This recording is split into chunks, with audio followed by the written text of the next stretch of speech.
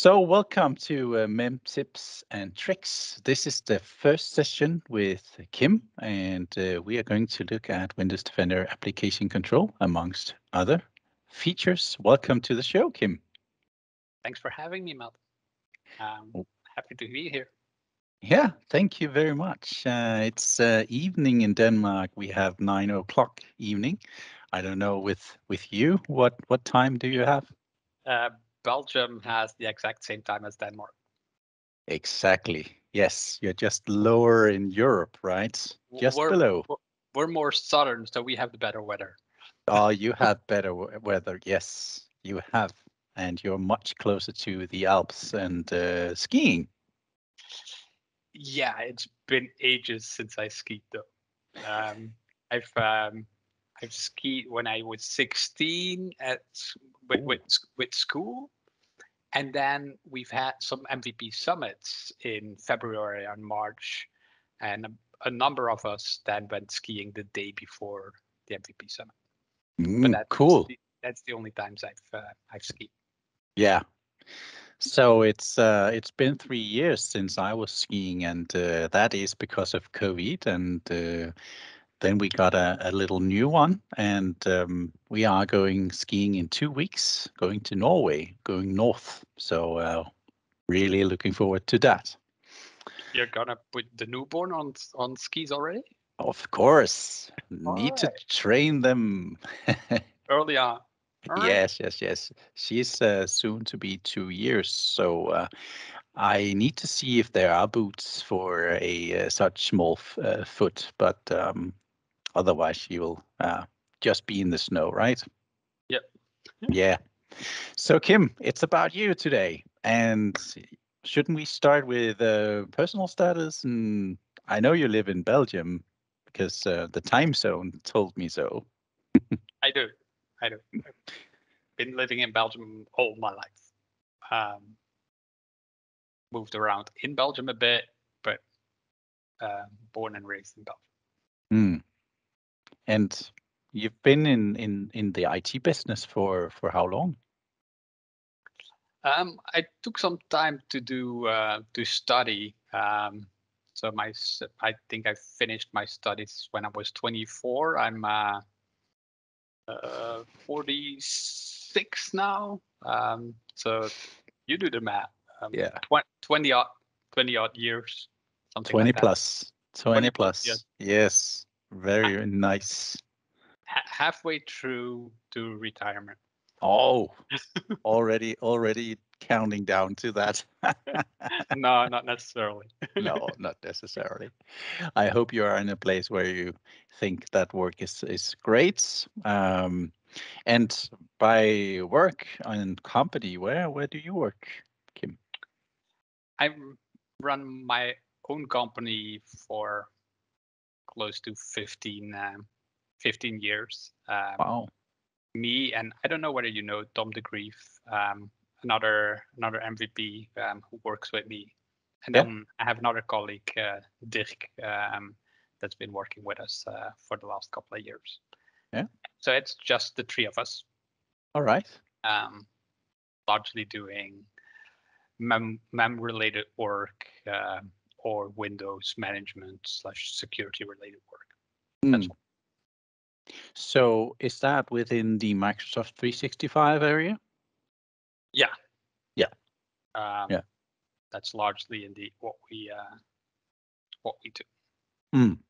With a keen interest in the things that are security related. Yeah. So would that include, for example, also Sentinel and CM systems like that? Yes, although we haven't done much with that. We've done a bit of work in Defender for Endpoint, and then obviously worked with Windows workstation security features. Okay. And things like that. Yeah. So the ones in Enterprise, Bitlocker, and which is also in Pro, but application control maybe, and the things in Defender. The things in Defender, yeah. they've now rebranded most of these features under the Defender brand name. But yeah, as you said, BitLocker, credential cards, attack surface reduction rules, Yeah. and the last couple of years, quite a bit of application control related related things. Yeah, cool. So yeah, I mean, when I see all this stuff in endpoint security, I'm like, oh, what does this do? Click, click, click, and device reboot. What did I do? Right. We'll probably need to talk about that part of application control in in endpoint Yes. security. Yes. Yeah. So Kim, cool. Who's in charge in the company? Is it your company, or are you all three sharing We're, equally? we're largely sharing. Hmm. There's not really anybody in charge. The one with the best ideas gets to do what he wants. Okay. I guess that means I'm largely in charge because I typically have the best idea, which I can say since the other two aren't on this call right now. Yeah, of course. We won't show it to them. Okay, that's cool. So I know you are MVP, Kim, and I think I read somewhere where you wrote like the most silent MVP or something like that. Uh, People mock that, but that is actually the truth. My very first MVP summit must have been somewhere 2005, and I think there were 7 or 8 of us in a room in a Microsoft building, or 7 or 8 MVPs, and then probably roughly the same amount of people from the product team. I'd say I didn't say a word the entire week. That's probably not true, but I don't think I've hit 1,000 words that week. I was completely overwhelmed, had absolutely no clue what was going on, and was completely astonished by the amount of knowledge in that room. Incredibly intimidated. So I was incredibly quiet that particular week. So Greg Ramsey is one of the few MVPs still around that were in that same room. And if you ever get to attend the Microsoft Management Summit in the Mall of America, or if anybody does, April Cook was an MVP back then. So she knows that I was incredibly quiet that particular period. So it's those MVPs that corrupted me in this loud version of myself that I've become. I used to be incredibly shy. I know a few MVPs that are credible shy, and we're going to have a summit. I have a LinkedIn group where we have a lot of members, and then we're going to make a summit here in April. And we'll like, do you want to speak? And we ask the MVPs, and then it's like, no, we don't want to speak. we would like to make a blog post. Yeah.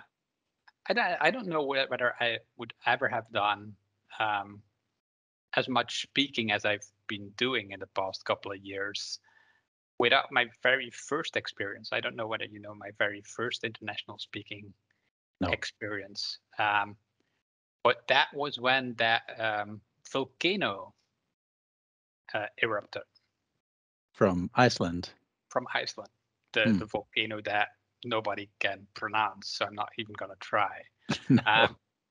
But at that point in time, I actually had submitted to MMS, and Brian Mason was already involved with MMS when it was still Microsoft. I had submitted a session on WMI eventing and how to use WMI eventing within SCCM. So I had shown some things to Brian, and I said, why on earth don't you come over and present that thing? So I said, sure, I'll give that a shot. Um, Pretty nervous about doing it, but then I couldn't get there because of the volcano. Mm.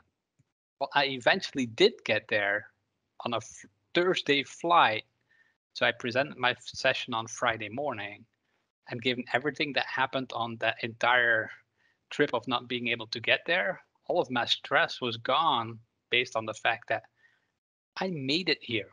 That's half a miracle that you get to see me here on stage. Mm. And that was my very first international presentation. And since that went, well, the presentation went okay, everything up front was a complete disaster. It basically eliminated most of the stress of doing that again. Because otherwise, again, I don't know whether I would have ever imagined of presenting as much as have had the luxury of already do. Mm. Yeah, and about having a interview like this, it's like, training.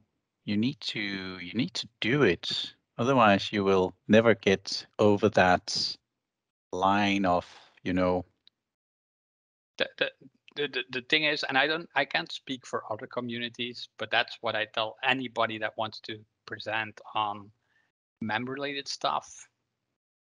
This is a very, very friendly community. Hmm. There's no people that want to do you in. There's no people that are gonna try and embarrass you in public. There's none of that. So it's a good community to start trying this in. Hmm. It's a big community, but there's literally nobody that I cannot have a drink with. No. They're just all very friendly people, and people that can basically hold very interesting conversations on technology and on a bunch of other unrelated topics. So Yeah. it's been a good couple of years. Hmm. That's that's my yeah, that's what I think as well. Haven't met anyone that wasn't kind or said thank you or community stuff is all about sharing in your spare time. So why on earth should they be mad at you? I mean, come on, Yeah, honestly. yeah, So I guess. yeah. So yeah, so one of the things that we try with one or two of these MEPs, we try to say, okay, could we do this in a shared session, and then maybe I do the lead and you pitch in, so you are also on the stage, but we are there together, and it's not live, it's on virtual. So there is the possibility to have dual screens set up, and the camera, and you talk to the camera, and you can just flick around and see, oh, my notes was, I have to say this now. So there's a lot of help, but of course it is experience and getting in there to feel comfortable when doing that, right? It is. Yeah. So, Kim, let's talk about Microsoft Intune and Configuration Manager and the hybrid work, the world we live in right now with COVID-19. And at least in Denmark, we have opened up. It's like 2 years now. We've been locked down. It's been awful. Let's just say that. It's not too much to say about Corona. Um, Wearing masks, not being able to, see the smile of other people, not being able to be social like we want to be. Humans are social persons, right? So we've learned a lot in this time. So what the companies did was at the beginning when everyone was sent home was to by some kind of communication, right? So Teams and Zoom and whatever that was possible to make a video call, they bought whatever they could get, right? And Teams, I remember that it was very hard pressured in the beginning of the COVID season. And that's we've taken that to us. So now when we are able to return to our offices, we are actually more in a hybrid state where we say, okay, you can work home 2 days or 3 days a week, but we want you to come to the office as well. So when we don't sit at the office and we don't have the security that the company provide behind their network, we need some kind of security. And could you put a word or two on the challenges we see on security on our devices? Well, the challenges that you now have are roughly the challenges that we had before, but we had those challenges on a very small subset of devices, being the devices that actually roamed around, hit public Wi-Fi's, when employees took their devices and went to conferences, hotel Wi-Fi, airport Wi-Fi, the conference Wi-Fi. And we've always had a number of people that were in that particular situation. What I've always thought was interesting was that those type of devices, from a systems management / security management point of view, were often deemed to be out of scope. I cannot reach them, so I cannot manage them. Sure, but these are your most vulnerable devices. But back in the day, 6, 7, 8 years ago, typically those were the devices that were considered to be less managed for a smaller period of time. And that was considered to be, in the threat landscape at that point in time, that was considered to be somewhat acceptable to a lot of organizations. The threat landscape has evolved. So even if we didn't have this permanent hybrid situation, the security requirements would have shifted anyway. But they have additionally shifted because you're now, I wouldn't say 24/7 in that situation, but as you said, you're potentially 3 days a week in that situation. For some organizations, 4 days a week. And probably for a number of people in a number of organizations, just 5 days a week. Which means that a number of the things that we used to do, well, the protections either are not there, or it's pretty impractical to get them there again. VPN is a nice solution to get you access to on-prem resources. But building an infrastructure that can handle the number of VPN connections if everybody's working at home concurrently and can handle the bandwidth is an incredibly challenging exercise, as people have seen in the past 2 years.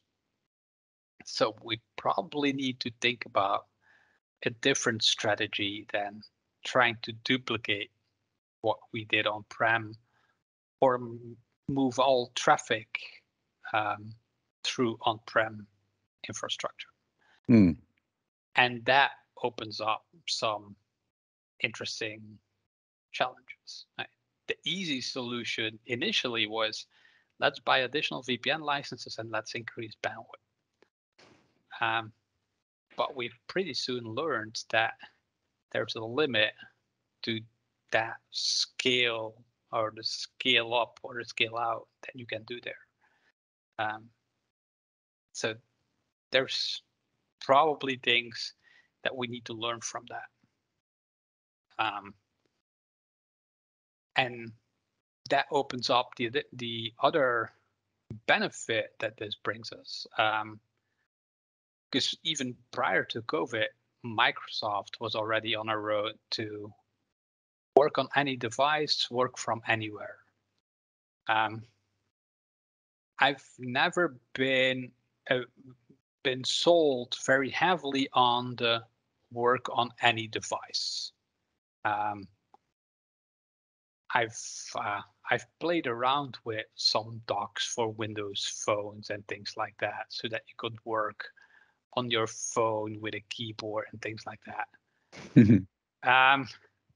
It's all nice and fun to play with, but in the end, even years later, after that entire campaign on work on any device, most of us still work largely on a laptop device. That's what we do because it's pretty difficult to find a form factor other than a laptop keyboard, mouse, trackpad, what have you not, to work 8 hours a day on. Mm-hmm. You need the screen real estate of a laptop. If you need to produce actual documentation, you want a keyboard. And even touchpads are, as far as I'm concerned, very hard to work 8 hours on. So I typically still have. Well, I'm growing old, so Tom typically mocks me with my trackball instead of having a mouse. But so I didn't really buy into the work on any device.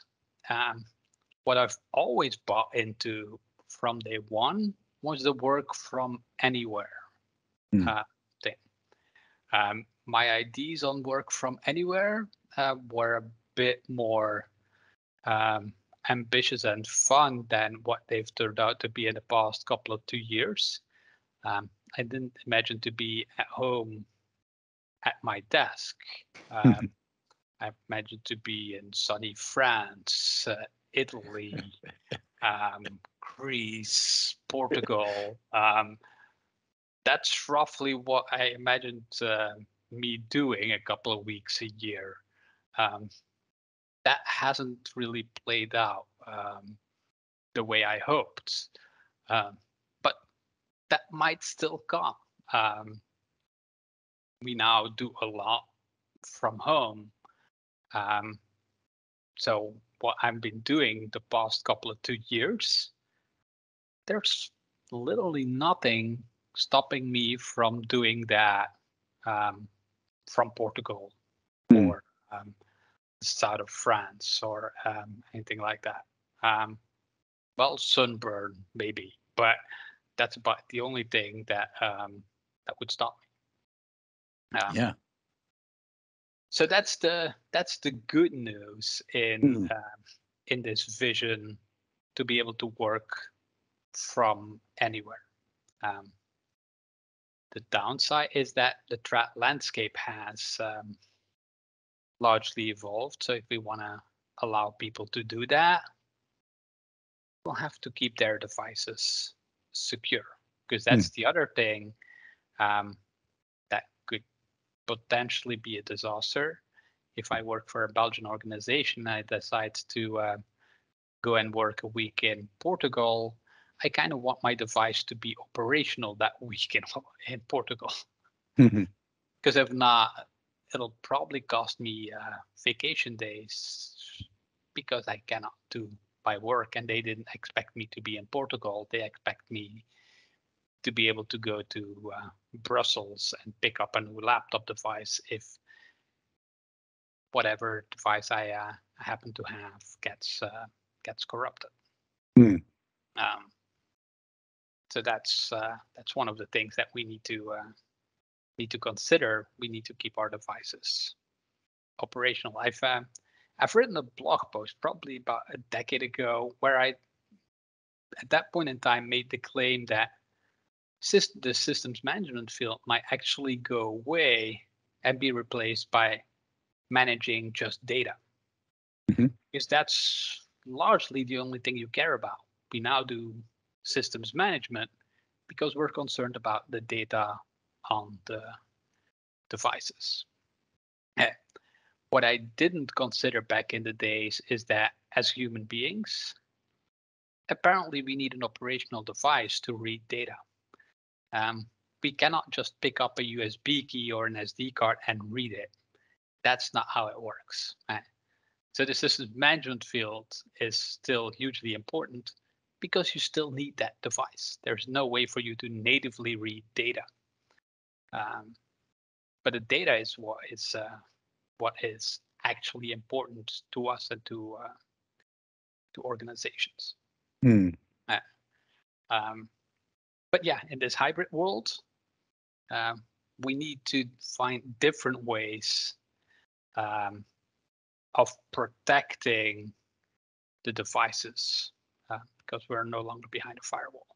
And that's one of the reasons we started looking into Windows Defender Application Control. Oh, yeah. It was still called Device Guard back in the day when we actually start looking into it, but then got rebranded to Windows Defender Application Control.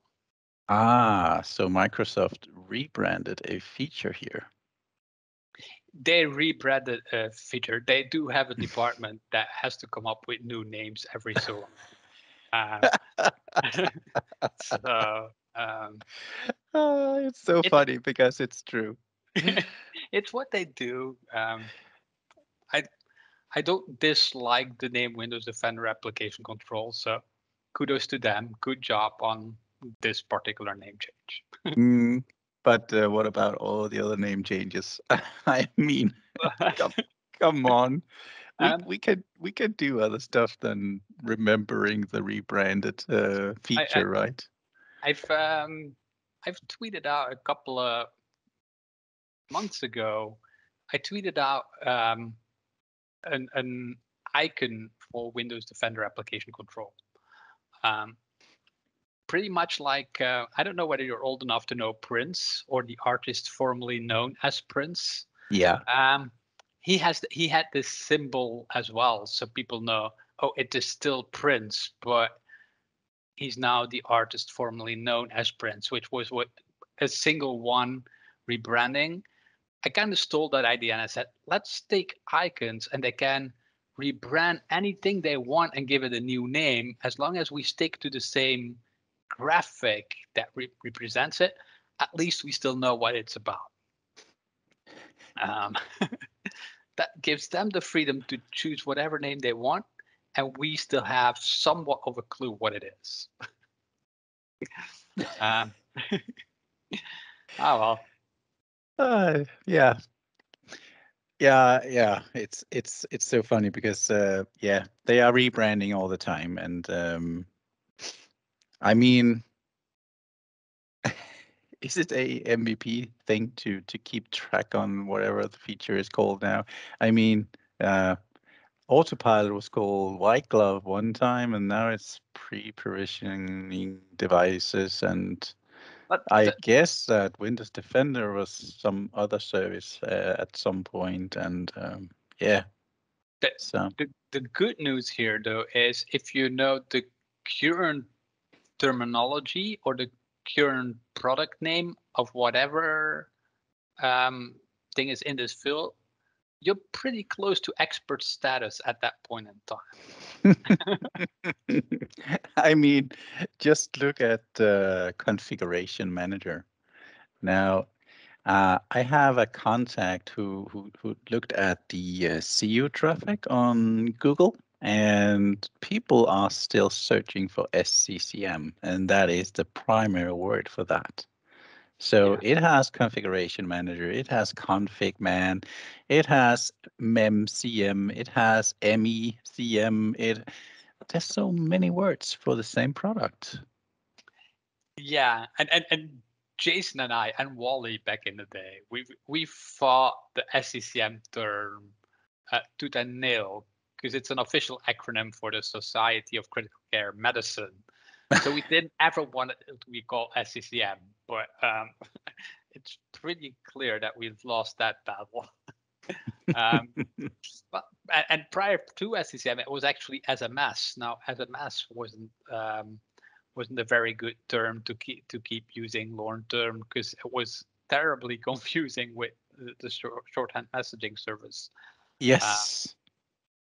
So no, I think we'll I'll still call it configuration manager for quite a while. System center configuration manager, or just configuration manager in short. Yeah, exactly. That's what I tend to do as well. But using Microsoft Endpoint Manager, it's like, okay, do you mean you have something in Intune, or do you have something in Configuration Manager? So it's like you can't use the suite name, right? Because you need to know where you have configured your settings, and it's a pretty big difference where you put your settings, right? Behavior can definitely be different depending on where you configured it. Exactly. So all this security stuff. Now, looking into, for example, Windows Defender Application Control and using that.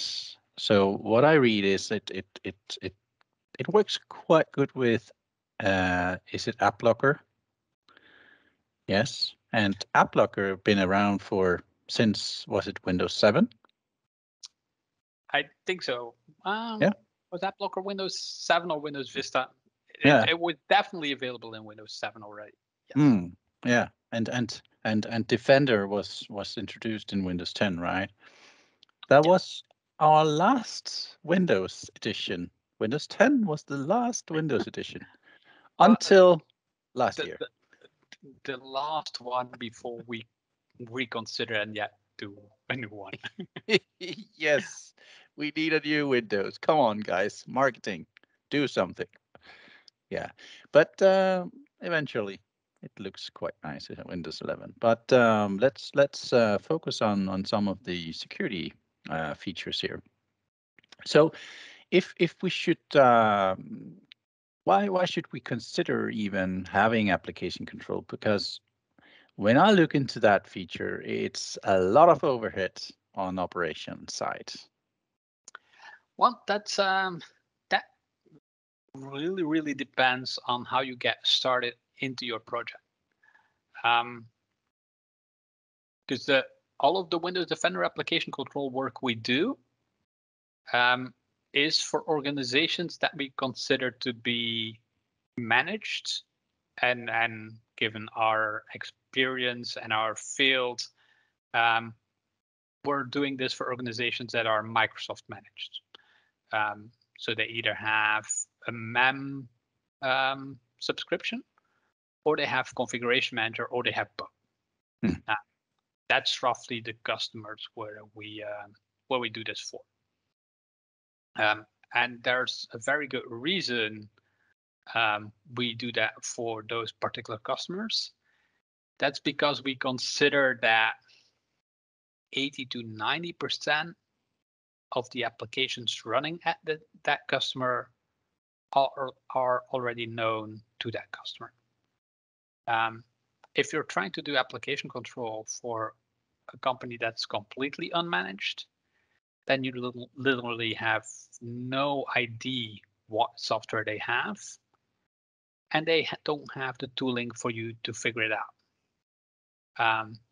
So yes, in those organizations, I agree that the overhead can be humongous. That being said, if you're this totally unmanaged company, you probably don't care enough about the security bits to go down this road. You have other things on your plate to do before you can actually start with application control. But if you're trying to do this in a well-managed environment, you already know which applications you actually have to make trusted. And we're trying to do the same thing for Intune, but we already have a system that basically takes all of your applications and makes them trusted. We have a mechanism that automatically creates security catalogs for all of your applications. And that's one of the things we rely on very heavily in our application control projects, are security catalogs. And we already know how security catalogs work. Security catalogs are those .cat files everybody already knows since the Windows XP era and having to have digitally signed drivers. That's when catalogs were introduced into the Windows world. So we've relied on those to make drivers trusted for like Windows XP. That's 2 decades. I often say 2 decades. And a couple of years ago, since COVID, for Windows XP, it is actually 2 decades. Yeah, it's crazy. And that was just to make drivers trusted. We now just rely on that same mechanism to make applications trusted. Oh, that's a good parallel. Yeah, it's that means that a lot of the technology underpinning Windows Defender application control is not particularly new. It's things you've heard about before. It's things you know about, and they don't have to be particularly challenging to do. Is there an impact on operations? Sure, there is. But one of the reasons I typically address within all of my presentations, and lately I've been calling it the summer of 2021. In 2021, we've had Print Nightmare, we had Hive Nightmare or the Serious Sam issue, we've had the Razer mouse, we've had the certificate server that could be attacked. We've had a bunch of issues that all of a sudden popped up, mostly shared on Twitter as some sort of often accidental 0-day. Somebody that just shared something on Twitter, and then somebody in the InfoSec world that said, hey, wait a minute, I can abuse this, and this way. And all of a sudden, you have this very public vulnerability that you have to solve somehow. If you look at Print Nightmare, it took Microsoft the better part of 2 weeks to come up with an initial somewhat fix. So from an operational perspective, that meant there was 2 weeks that anybody could have exploited that. Most likely could have encrypted your entire organization and create all of the overhead that comes with it. And there was not a whole lot you could do about it because the patch just wasn't available. The thing that application control does for you, if things like that happen, you still have a safeguard. If somebody wants to exploit the new Print Nightmare on your system, they'll first have to have a bypass for your application control policy. So it buys you time, and it buys you peace of mind, because the adversaries out there, it's a malicious world. And if you look at the InfoSec industry and you look at malware campaigns, lately they have the nasty habit of launching them Friday evening, just before a long weekend, the weekend before New Year's Eve, Christmas Day. Those are the times when the malicious people out there put out their campaigns, because that's when you're not on the job doing patching, following up patching, and things like that. So there's 2 things we can do. Either we confront and we fight the adversaries when they launch their attacks, or we make sure we buy ourselves time so they can spend their New Year's Eve trying to attack us as much as they want. I'll figure it out and solve it the 4th of January. If they want to spend their New Year's Eve trying to attack us, in an application control world, ideally, I don't have to worry as much about the new vulnerability being found on New Year's Eve. I still have time to rectify the situation. That's one of the things application controls does for you. So does that come with an operational impact? Sure, it does. I'm not going to lie. It's not that you'll be implementing application control in a breeze. But if you do it right, it isn't the humongous effort that everybody thinks it is. And there's the other portion to that. People tend to immediately consider the most complicated devices they have. And you see, there's no way we can do this for that device. Well, sure, but why do we want to do it for that device as the very first device? That's one of the problems in proof of concepts. Every once in a while, we get a customer that, as a proof of concept, wants to do its most difficult device. And it's somewhat challenging to talk them away from that and say, well, how about we don't? How about we take a rather typical device and see how far we can get on one of those devices. One of the other downsides that Windows Defender Application Control has is it obviously has to be implemented by IT pros. That's us. So one of the things that we don't always understand very well is how the rest of the organization uses a computer.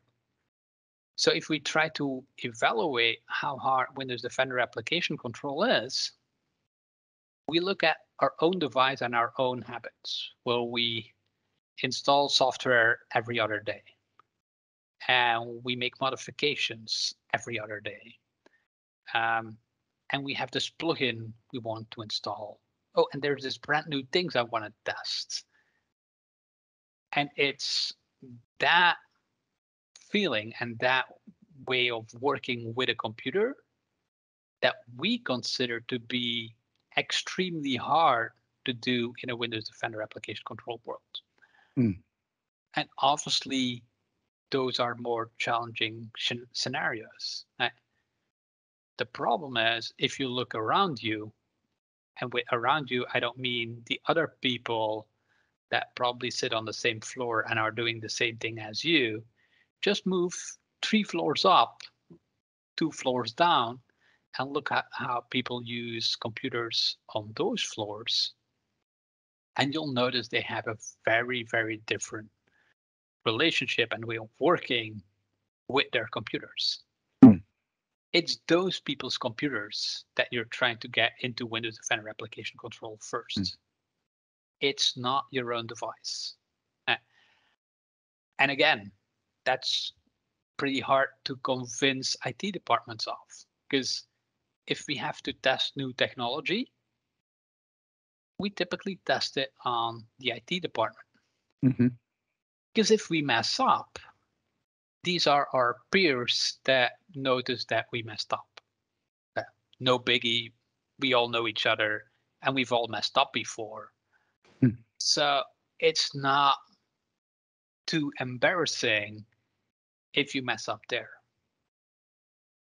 If you decide to do your proof of concept with the people 3 floors up, if you mess up, it's immediately visible to people that you probably don't know as well as your direct peers, which is one of the reasons we typically avoid using those type of departments as the very first department we test with. But in an application control scenario, they're a lot easier to do. So it actually makes good sense to start off with those type of departments first. Hmm. So if you start it that way, you pick good targets. You do it in a managed environment, and you can automate a number of the applications, then you can actually get started rather quickly in doing interesting things. There's in picking good targets, one of the things we tell people every once in a while is, how about we start with the domain controllers? They're the solid gold of your company. If somebody can compromise your domain controller, you're toast. Then everything's gone. Imagine building an application control policy for a domain controller. A domain controller doesn't do anything. It runs nothing but Microsoft software. Well, sure. Every once in a while, there's a non-Microsoft anti-malware agent you have to make trusted, and potentially some backup agent. And on most domain controllers, you're done. So there's definitely things that you can do that don't require a huge amount of operational impact. Because how often do you install additional software on your domain controller? Hopefully never. Hopefully never. So if your policy is done, it's basically done. So there's definitely things you can do to get you going without having to make this insanely difficult from your very first device.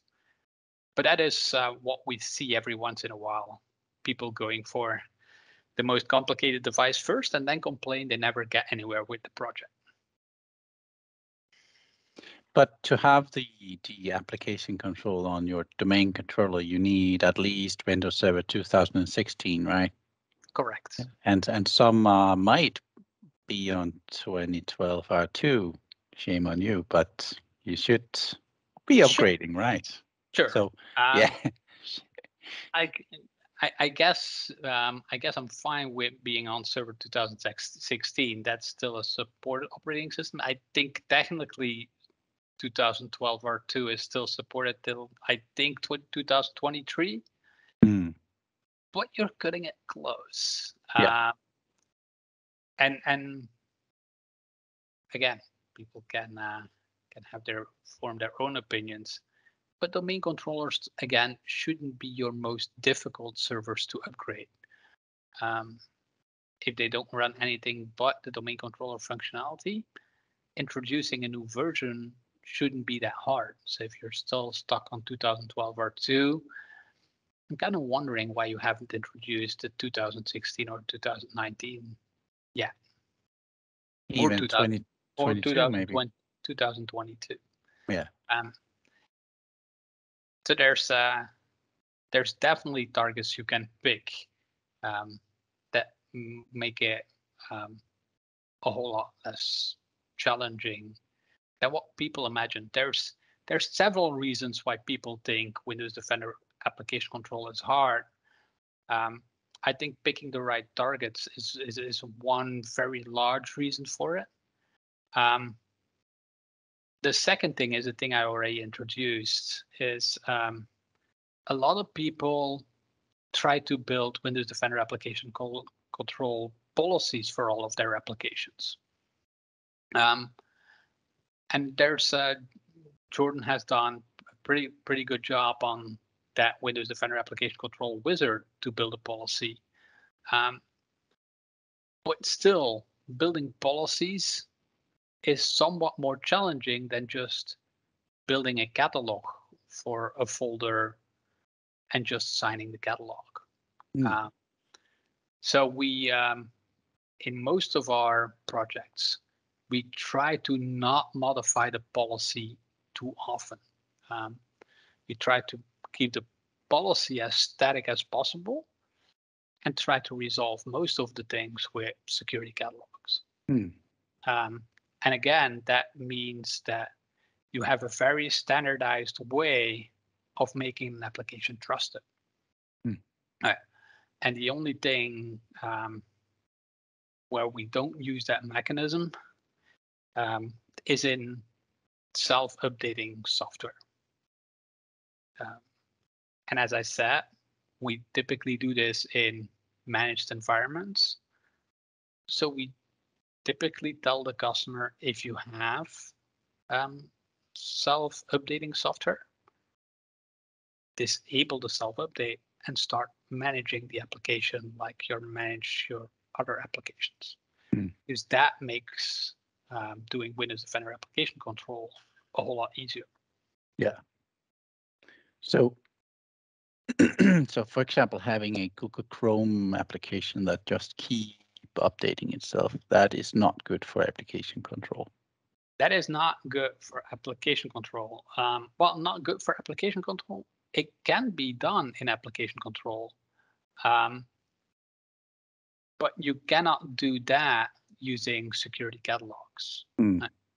Then you actually have to build a policy for Google Chrome, and you most likely have to trust more from Google than just Google Chrome.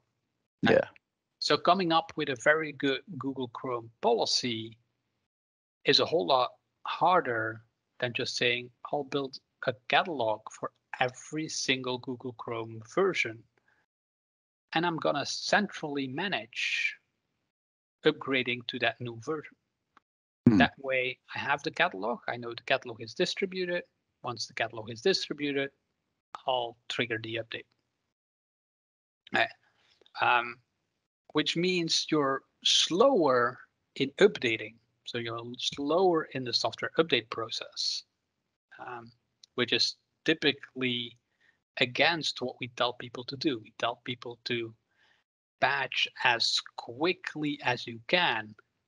The problem is there's no way for you to keep the pace of exploits being found, because the minute a software update is released, literally hours to minutes later, the exploit code is often available if it's not available prior to the patch. So patching quicker is next to impossible. Right? So make sure you have an alternative defense system that buys you time, and then do the software updates. Definitely still do the software updates, but do them in a managed way so that you control it. And that makes doing application control a whole lot easier than trying to build a policy that takes, because that's the problem with trying to solve things in policies. If you try to build a policy, you want a policy that works for the future version of Google Chrome. There's this popular saying that predicting things is incredibly hard, especially if it's about the future. And that's what you're trying to do. You're trying to build a policy for the future Google Chrome. We can try and do that.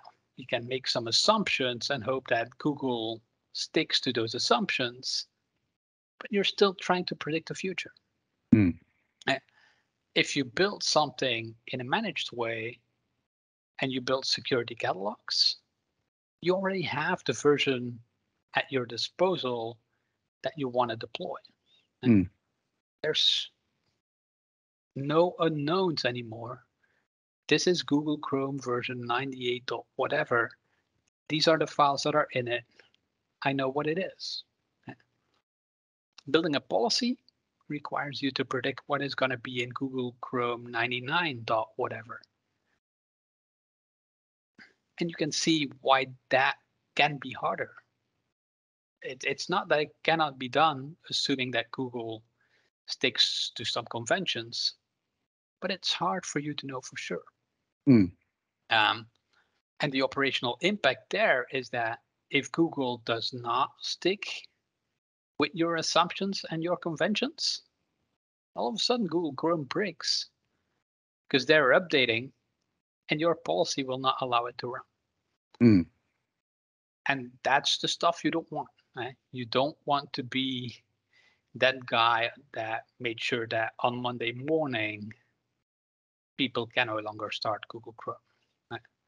And if it's just Google Chrome, oh well, it's Google Chrome. Yeah, It's Windows 10 and Windows 11. We still have Edge on the device. exactly. There's still a backup plan. But you Mm-hmm. don't want to be the guy that does that for some critical software for which there is no alternative. Mm.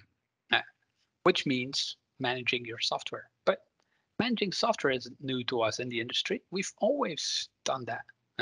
It's lately it's been somewhat okay to let things update by their own.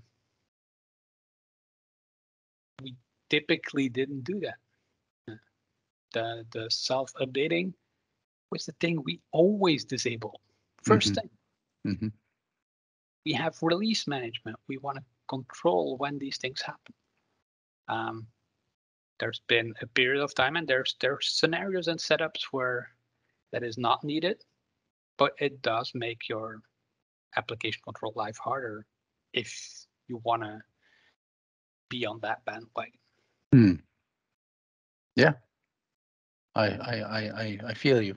So that's some really good tips on Windows Defender application control. So at least I got some very good parallels here. So what is Windows Defender application control? Well, back in XP, you said that we were using catalogs to make these drivers being able to install on XP systems. And it's kind of the same with application control. You create this catalog to digital sign the application so it can run on application control, right?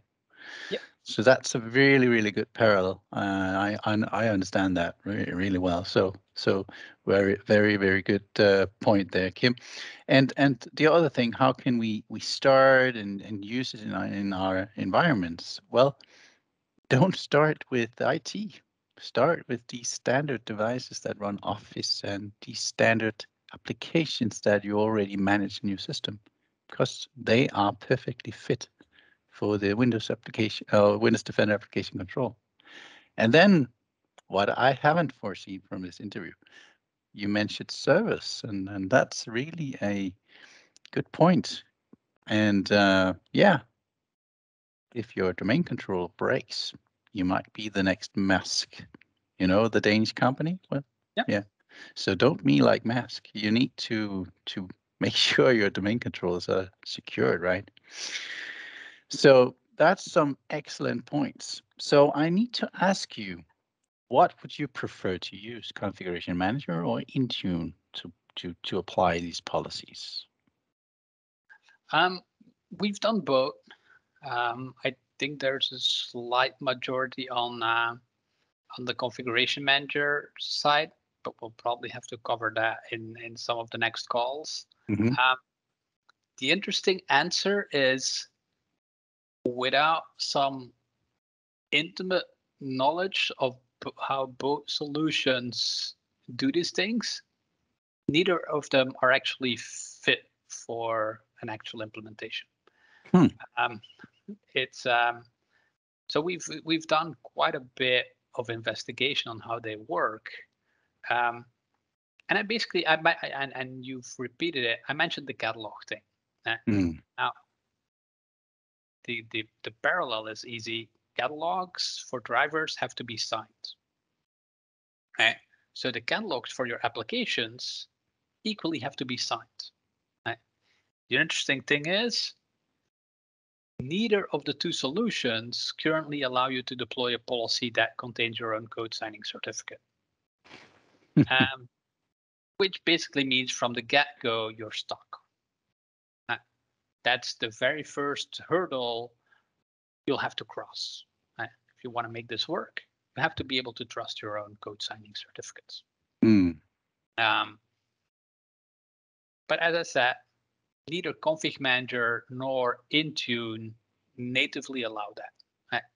Intune now actually has a new way of deploying Windows Defender application control policies that's in private preview. Mm-hmm. So if you want to do it the Intune way, well, you either do it with a script, which is what we used to be doing, or you apply for the private preview so that at least you can build your policy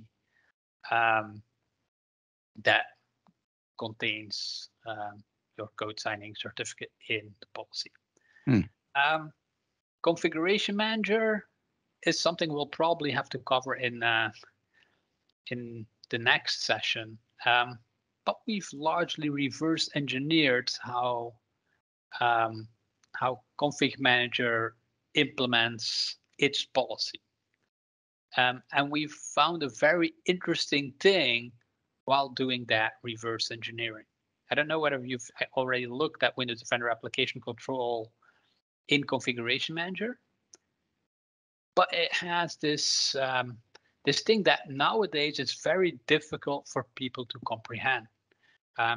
They have this policy where you can actually add different folders into your policy. And that's rather odd for a lot of people, because nowadays Windows Defender Application Control actually has path rules.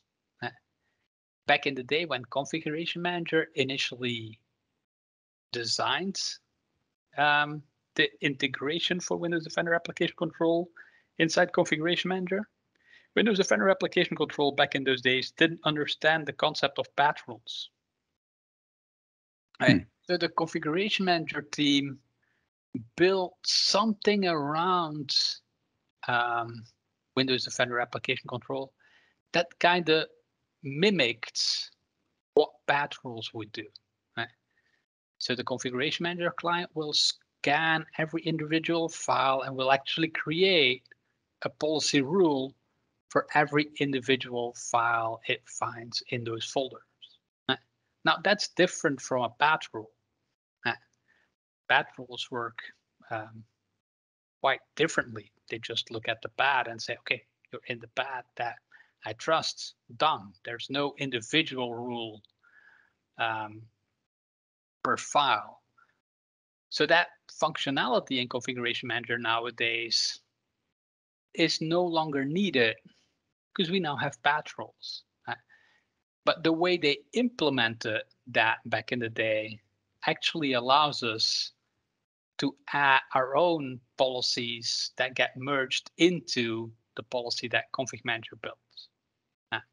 And that's the mechanism that we reuse, misuse, abuse, whatever you want to call it, to make sure that in Configuration Manager, we can actually have our own code signing certificate trusted. That's one of the very first things we always do. We make sure that our own code signing certificate gets trusted, because that, to us, unlocks the possibility to work with catalogs. And once we can work with catalogs, we can typically reduce the amount of events that is generated by an application control audit policy, because we typically, or you always start in audit mode first. We can typically reduce the amount of events by 80 to 90% over a time period of about a month, when we're basically automatically generating catalogs for all of your applications. And that means in smaller organizations, we're now busy on a somewhat smaller project that has about 1,500 devices. It's not uncommon to see about 1,000 to 2,000 events per device per day. Wow. That means we're talking 1 to 2 million events a day. That is not something that you can take on and try to move it to enforcement mode. You need to drastically reduce that, and that's what we do with generating those catalogs, which typically reduces that load to about 100 events per day. And 100 events per day, that's typically 2-3 for applications. Right? So the next thing you do is you look at, okay, so who are the heavy hitters? Right? If you have Google Chrome and you haven't built the catalog for it because it's self-updating, well, Google Chrome is going to be your heavy hitter. Because it'll be used on a lot of devices. The other heavy hitters are typically agents, SAP login agent, a Citrix agent, an EDR solution that is not Microsoft's EDR solution. Agents are typically very heavy hitters because you install them on all devices.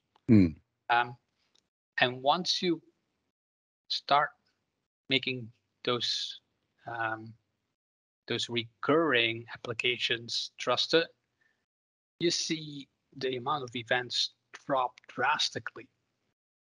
And once you've hit most of the agents, and you obviously have Office, potentially the browsers trusted, you'll notice that the amount of devices that no longer report anything being blocked goes up. And those devices that do no longer report anything that's being blocked, these are your candidates that over a period of time can actually move into enforcement mode. And then the big question is, okay, so how long do you want to see this device not reporting anything being blocked before you move it into blocked? And that has to do with a customer's risk averseness or not, whether they see a huge need for the security that comes with moving to enforced or not. But you typically see this, well, you see a ramp off in events and a ramp up on devices that no longer report anything. And that's probably the better way of doing it than trying to say, okay, I have this set of devices, I want to move those to enforcement mode. Just make applications trusted and see which devices all of a sudden apparently can work in the policy you've now built. Instead of trying to predefine your targets. So no big bangs here. You say put the policy in audit, and then your event log will explode, and then you fix it, and eventually will have no events, and then you will have a period of time, and then you go enforce it. So that kind of approach, it sounds like conditional access. It's like you have something in report only mode. You look at the logs, and once you're satisfied, you apply these to your environment. Yeah, it's exactly the same approach, right? It's exactly the same approach, and it requires some of the same things. If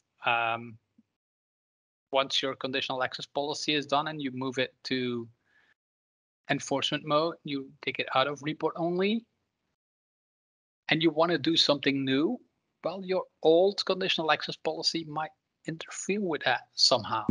And so you'll need to have a communication channel for your end users to tell you, hey, look, I wanted to do this, but apparently this no longer works. So you need for them to be able to communicate with you in a practical format. And even if they do not communicate with you, you probably want to have a way of seeing that this occurred. In this type of world, if somebody is blocked from doing anything,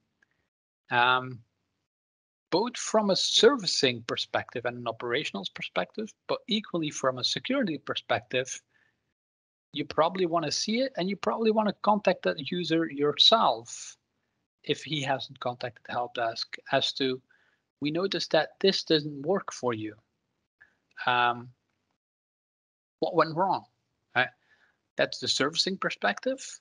And quite often, especially if they haven't opened the ticket, it's because they're trying something they probably shouldn't be doing. Which is another reason why you want to see it. If I see somebody trying to install an application outside of the managed environment and outside of what we deliver through Software Center or company portal or whatever, I kind of want to have a chat with that user as to what are you trying to do? Why are you trying to do this? And have you considered the security consequences of you trying to launch a binary that comes from who knows where? Have you done the security analysis of whether this is okay, whether this is not going to encrypt your files, whether this is not going to encrypt your colleagues' files? There's a reason why we do this. That's to keep you safe, and that's to keep you from having to become this top-notch security consultant that can do anti-malware analysis on any individual binary.